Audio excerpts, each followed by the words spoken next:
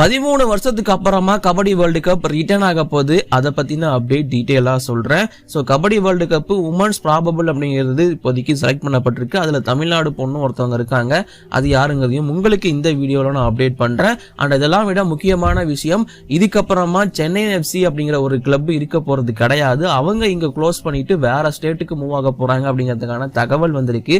அது என்ன அப்படிங்கிற ஃபுல் டீடைலும் உங்களுக்கு இந்த வீடியோல காத்துட்டு இருக்கு. ஸோ இப்போ வாங்க வீடியோக்குள்ள போகலாம்.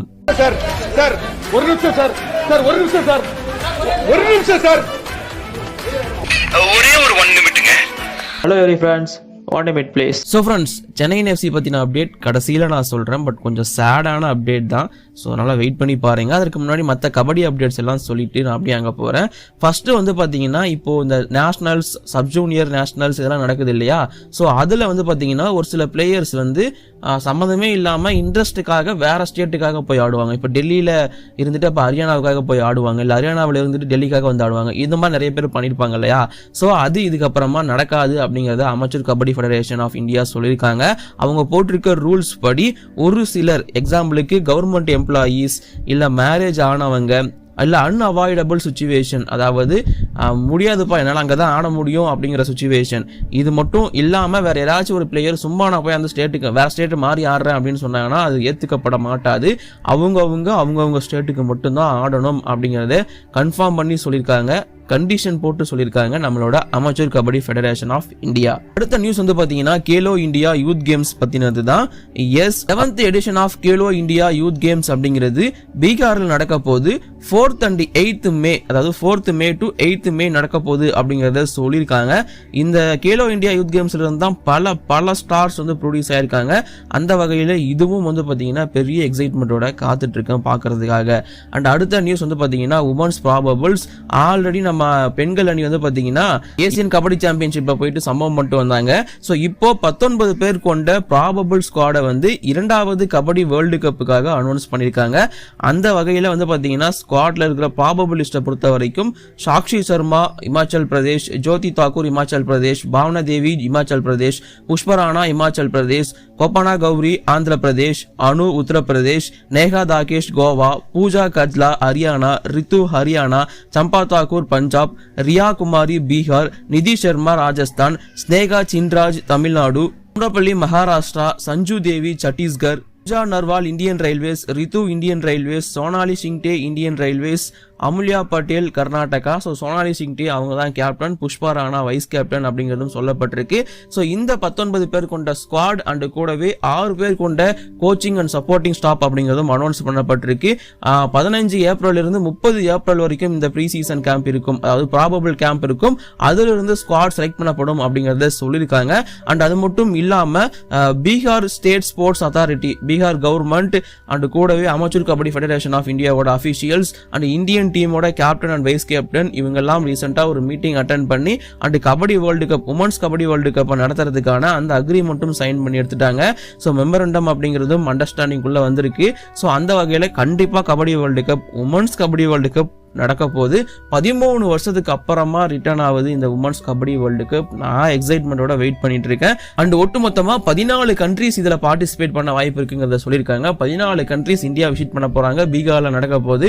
கூடிய சீக்கிரம் அபிஷியல் டேட், ஷெட்யூல் எல்லாமே நான் உங்களுக்கு இந்த வீடியோல அப்டேட் பண்ணுவேன். அதுக்கு மறக்காம நம்ம சேனலை சப்ஸ்கிரைப் பண்ணி வச்சுக்கோங்க. அது மட்டும் நீங்க பண்ணா போதும். அண்ட் இது மட்டும் இல்லாம அடுத்தடுத்து இந்தியாவில் நடக்க போற கபடி ஈவெண்ட்டுக்கான லொகேஷன்ஸ் வந்து ரிலீஸ் ஆயிருக்கு.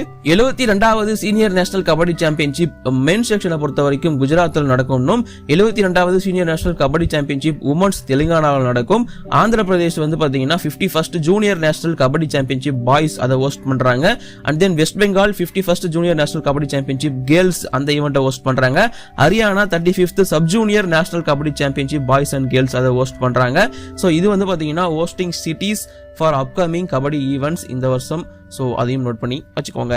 ஸோ இதெல்லாமே வந்து பார்த்தீங்கன்னா கபடி பற்றின அப்டேட். இப்போ முக்கியமான சென்னை எஃப்சி அப்டேட்குள்ளே போகலாமா? சென்னை எஃப்சி ரீசெண்டாக ஃபெயிலியரை மட்டுமே பார்த்துட்டு இருக்க ஒரு டீமாக தான் இருந்திருக்காங்க. அண்ட் ரொம்ப மோசமான பர்ஃபார்மன்ஸ் அஸ் ஏ கிளப் வைஸாகவும் பிளேயர்ஸ் வைஸாகவும் நிறைய கொடுத்துட்டு இருக்காங்க. இந்த வருஷம் முக்கியமாக ISL 2024-25 அப்படிங்கிறது 2 டீமுக்கு போராத காலம் அப்படின்னு தான் சொல்லணும். ஒன்று ஹைதராபாத் எஃப்சி, இன்னொன்று சென்னை எஃப்சி. ஆல்ரெடி நியூஸ் வந்துருச்சு, ஹைதராபாத் எஃப்சியை வந்து கலைக்க போகிறாங்க. கலைச்சிட்டு வேற ஸ்டேட்டை பேஸாக வச்சு வேற ஒரு பேர்ல வர போறாங்க அந்த ஓனர்ஸ் அப்படிங்கிறது சொல்லப்பட்டிருந்துச்சு. ஸோ அதுவே பயங்கர ஒரியா இருந்துச்சு. திடீர்னு ஒரு கிளப் இப்படி பண்றீங்களாடா அப்படிங்கிற மாதிரி இருந்துச்சு. ஏன்னா நமக்கு தெரியும் ஆல்ரெடி அட்லட்டிகோ டி கொல்கட்டா அப்படின்னு சொல்லிட்டு ஒரு சாம்பியன் டீம் அவங்க இப்ப கிடையாது, அவங்களை கலைச்சிட்டாங்க.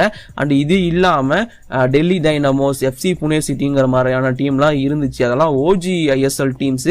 அவங்கலாம் இப்ப அப்படியே க்ளோஸ் பண்ணிட்டு அந்த இது வேற பிரான்ச்சைஸிக்கு மாறி போயிட்டாங்க, வேற ஸ்டேட்டுக்கு மாறி போயிட்டாங்க, இல்ல வேற பேரை வச்சுட்டு போயிட்டாங்க. ஸோ அப்படிதான் இருந்திருக்கு. ஸோ அப்படி இருக்கிறப்போ ஹைதராபாத் எஃப்சிக்கும் இதே நிலைமை ஏற்பட போகுது அப்படிங்கிறத நம்ம கேள்விப்பட்டோம்.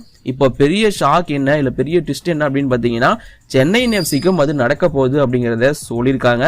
எஸ், இப்போ வந்திருக்கிற தகவல் படி தமிழ்நாடு கவர்மெண்ட் பெருசா சென்னை எஃப்சிக்கு சப்போர்ட் பண்ணல அப்படிங்கிறது சொல்லப்பட்டிருக்கு. அதனால இப்போதைக்கு சென்னை எஃப்சியோட ஓனர்ஸ் அவங்களோட பேஸை மாத்துறதுக்கான பிளான் எல்லாத்தையும் பண்ணிட்டு இருக்கிறதா சொல்றாங்க. அந்த வகையில அவங்க பார்த்துட்டு இருக்க அந்த சிட்டிஸ் எது அப்படின்னு பாத்தீங்கன்னா அகமதாபாத் அண்ட் ஹைதராபாத், இந்த 2 சிட்டியும் அவங்க பார்த்துட்டு இருக்காங்க. அதாவது இதுக்கப்புறமா அகமதாபாத் எஃப்சினோ இல்ல ஹைதராபாத் எஃப்சினோ அவங்க வைக்க வாய்ப்பு இருக்கு. கிளப்போட பேரை மாத்திட்டு அப்படியே போயிடுவாங்க. இதுக்கப்புறமா சென்னை எஃப்சி அப்படிங்கிற ஒரு கிளப்பே இருக்காது அப்படிங்கிறது தான் இப்போதைக்கு இருக்கிற தகவல். இது கண்டிப்பா சென்னை எஃப்சி ஃபேன்ஸுக்கு ஒரு மிகப்பெரிய டிசப்பாயின்மெண்டான ஒரு நியூஸ் தான். அண்ட் இப்போ வந்து பாத்தீங்கன்னா நிறைய சென்னை எஃப்சி ஃபேன்ஸ் வந்து ஒன்னா போயிட்டு இல்ல அந்த கிளப் அப்படி மாத்த கூடாது, இப்படி இருந்தா எப்படி நம்ம வந்து இது சர்வை பண்றது, ஃபுட்பால் கல்ச்சர் எப்படி வந்து இங்க டெவலப் ஆகுறது, சென்னை எஃப்சி இங்க தான் இருக்கணும், எங்களுக்கு சென்னை எஃப்சி வேணும் அப்படின்னு போராட்டம் பண்ணலாம் வாங்க அப்படிங்கிற மாதிரிலாம் நிறைய பேசிட்டு இருக்காங்க. சோ இது சாத்தியமா அப்படின்னு கேட்டீங்கன்னா கண்டிப்பா சாத்தியம். இதை முன்னாடியே சொன்ன மாதிரி already Atletico de Kolkata, FC Pune city, Delhi dynamos எல்லாம் பண்ணிருக்காங்க, நடந்திருக்கு. அண்ட் இப்போ Hyderabad FC almost shut down ஆக போறாங்க அப்படிங்கிறதும் கன்ஃபார்ம் ஆயிடுச்சு. அந்த வகையில சென்னை எஃப்சியோட ஷட் டவுனும் கூடிய சீக்கிரம் நடந்துரும் அப்படின்னு எக்ஸ்பெக்ட் பண்ணப்படுது. ஓனர்ஸ் ஆல்மோஸ்ட் வந்து கன்ஃபார்ம் பண்ணிட்டாங்க. இது இல்லாம ராஜஸ்தானும் அவங்களோட ரேடார்ல இருக்கிறதா சொல்றாங்க. ஸோ அபிஷேக் பச்சன் ராஜஸ்தான் நார்மலான ஒன்று தான். ஸோ என்ன நடக்க போகுது அப்படிங்கிறது எனக்கு தெரியல. ஸோ கண்டிப்பா சென்னை எஃப்சி இல்லை அப்படின்னா தமிழ்நாடுக்கு ஃபுட்பால் கிளப் அப்படிங்கிற ஒன்றே கிடையாது. ஐஎஸ்எல்ல one of the GOAT or OG team Chennai FC. Recent performance காரணமா அப்படி பண்றாங்க. அண்ட் தமிழ்நாடு கவர்மெண்ட் பெருசா பேக் பண்ணல, அவங்களுக்கு சப்போர்ட் பண்ணல அப்படிங்கிறதும் அவங்க எடுத்து வைக்கிற குற்றச்சாட்டா இருக்கு. ஆக்சுவலி இங்க பிரச்சனையே மேனேஜ்மெண்ட் கிட்ட தான் அப்படின்னு நான் நினைக்கிறேன். ஸோ டீம்ல பிரச்சனை அப்படின்னா டீம் பிளேயர்ஸையோ கோச்சையோ சேஞ்ச் பண்ணி டீமை சக்சஸ் ஆகணும் பார்க்கணும். பட் நாங்க மேனேஜ்மெண்ட்டை மாற்ற போறோம், பேஸை மாற்ற போறோம் அப்படின்னு சொல்றது எந்த வகையில உண்மைன்னு தெரியல. அண்ட் அது மட்டும் இல்லாம சென்னை எஃப்சிக்கு நிறைய கேம்ப் அண்ட் அகாடமி சென்னையில தமிழ்நாட்டில் இருக்கு. அப்படி இருக்கிறப்போ திடீர்னு இந்த பேஸ் எல்லாம் மாத்திட்டு போனாங்கன்னா அப்ப இதெல்லாம் என்ன பண்ண போறோம்? இதுக்கப்புறமா தமிழ்நாடு சென்னையில ஃபுட்பால் எப்படி இருக்க போகுது, இதெல்லாம் ஒரு பெரிய கொஸ்டின் மார்க்கா தான் இருக்கு. ஏன்னா பல பேரோட கனவு சென்னை எஃப்சி ஆடுறதா தான் இருக்கு இப்போ ஃபுட்பால் ஆடுறவங்க. ஸோ அப்படி இருக்கிற சமயத்தில் சென்னை எஃப்சி கிளப் பாய் பாய் சொல்லிட்டு போறதா சொல்லியிருக்காங்க. இது ஆல்மோஸ்ட் கன்ஃபார்ம் நியூஸ் அப்படிங்கிற மாதிரியுமே ரூமர் வந்துட்டு இருக்கு. இதை பத்தி அடுத்தடுத்த அப்டேட் உங்களுக்கு நம்ம சேனல் நான் அப்டேட் பண்றேன். அதுக்கு மறக்காம சேனலை சப்ஸ்கிரைப் பண்ணி வச்சுக்கோங்க. உங்க ஒப்பீனியன் படி சென்னை எஃப்சி பேஸ் இங்க இருக்கணுமா, ஐ மீன் சென்னை எஃப்சியா இருக்கணுமா, இல்ல மாத்திட்டு அகமதாபாத் எஃப்சி அப்படிங்கிற மாதிரி வச்சுப்பாங்களா? உங்க ஒப்பீனியன் என்ன அப்படிங்கிறத மறக்காம கீழே கமெண்ட்ல சொல்லுங்க. இப்போதைக்கு இந்த வீடியோ நான் முடிச்சுக்கிறேன். Thank you so much. Bye.